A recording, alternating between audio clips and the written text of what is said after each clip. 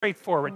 If you're obsessed by memories of the past, more than 18 months old, and most of those are negative, so anxiety provoking most often, then there's a lot of you that's stuck in the past. And what that means is you didn't map the territory well enough, and the parts of your brain that are alarm systems, anxiety systems, are saying, no, there's holes in the way you're looking at the world. There's holes in the way that you're looking in the world. And you fell in them once, and you don't know where they are, and you don't know how to fill them, and you don't know how to walk around them, and so you can't forget them, you can't forget them, you can't forget them, you can't forget them.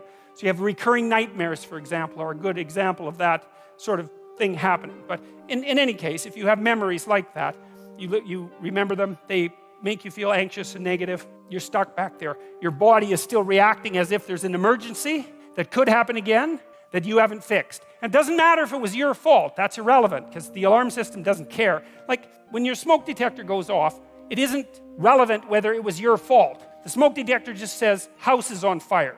And that's a bad thing. And your anxiety systems are like that. If they're tagging old memories with anxiety, then you have to do something about it. Or you will be tortured by those memories forever, because that's how the alarm system works. And so maybe you need to go back there and clean things up. You got to figure out, okay, well, how did this happen? What sort of role did I play? Even if it's a minor role, that doesn't matter, because the point is that you don't want to be put in the same vulnerable position again. So anything you can do to strengthen yourself is good. You know, and often if it's a really old memory, like maybe you were a child, you're not a child now, so you probably have a variety of techniques at hand that you could use to deal with a situation like that if it came up now. And so you have to update that part of your brain that still thinks you're 4. And lots of people have parts of them that are still stuck in some traumatic childhood experience. And they don't... I had a friend like that who had a terrible childhood, and I mean really, I've had clients with terrible childhood. His was like top of the lobster hierarchy in terms of terrible childhoods. And whenever he had a dream about it, which was very often, he was 5 in his dream. Well, he's 58. You know, he's not 5, but hadn't been updated, and so he was still 5 in his dreams. It was a complete bloody nightmares for him, complete with all sorts of terrible physiological symptoms, really hurting his life. He couldn't get himself updated, and he's much older in his dreams now, by the way. He's up to about 45, so which is way better than 5, you know, because you can't fight back when you're 5, but you can fight back when you're 45, especially if you have some experience at your disposal. So anyways, you need to know where you are. So let's say where you are is, well, you're on this stage, and you're on this side of the stage, and you decide that you're going to go over to that side of the stage, just to show that you can. And you're making the decision, the same decision that, you know, the famous chicken who is going to cross the road. Why does the chicken cross the road? Well, if it's a sensible chicken, it's because it assumes that there's something better on the other side of the road. It's like, or maybe it's random curiosity, but then it just gets picked off by a dingo or a coyote, so that's not so good. The other side of the road is better, so away the chicken goes. So that's what you're doing. You're going somewhere slightly better. And so that's good. Technically, it's good. Because the way that your positive emotion systems work, they run on a neurochemical called dopamine, which, by the way, is the neurochemical system that drugs like cocaine and methamphetamine and alcohol for some people and opiates affect dramatically and make people feel far better than they should, part of their danger. It's a very fundamental system. The dopamine system kicks in with a kick of positive emotion if you're going somewhere that's worth going.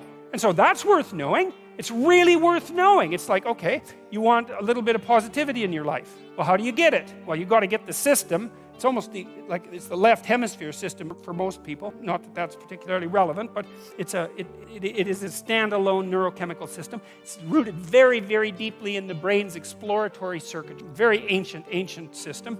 And it's happy when you have somewhere to go. That's the first thing. And then it's also happy when you're going there. And so if I'm on this side of the stage and I want to go over to that side of the stage and I see that there's a nice clear pathway, I could just go straight down this line, then I look at that and I'm actually a little happy. I'm not ecstatic. I mean, who the hell cares if I get to the other side of the stage, right? I mean, it's a small piece of my life, but it's not nothing. It's something, okay? And so I look at the pathway and I think that's a good pathway and I feel a little positive. And then if I move here and then I see that little table right in the way between me and the other side of the stage, then I feel a little negative because I don't want an obstacle in my pathway. And so that's really how you're looking at the world, by the way. You don't see objects. It's not the right way to think about it. We don't see objects and then think about them and then evaluate them and then decide how to act on them. Or if we do it rarely and slowly and with a lot of thought. What we see instead are pathways with tools that will move us forward, or obstacles, right? And there's no obstacles here, and there's a nice flat road, and so great. Positive emotion. This is a task I can undertake. The sailing is clear. It's a good day. And then I'm here, and it's like, yeah, well, that's a little annoying. I get a little pang of disappointment, let's say, anxiety. Can I make it around that obstacle? I'm fairly confident. I've done this sort of thing before. So I can take the rough route, and I can, walk forward like this, and then I can do this great trick with this, and then, I've circumvented the obstacle. Now, if I didn't know how to do the little bit of circumvention, then that would be a real problem, right? Because I couldn't get from point A to B, and that would screw up my plan.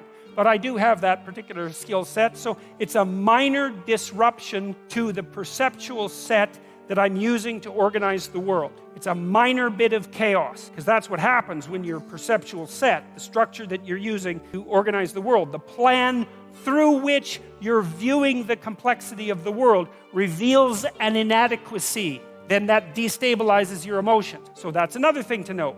One thing you need to know is you need to be going somewhere, and there needs to be a pathway in order for you to feel good. The other thing to know is that if that plan is untenable or becomes destabilized, then what happens is you become flooded with negative emotion.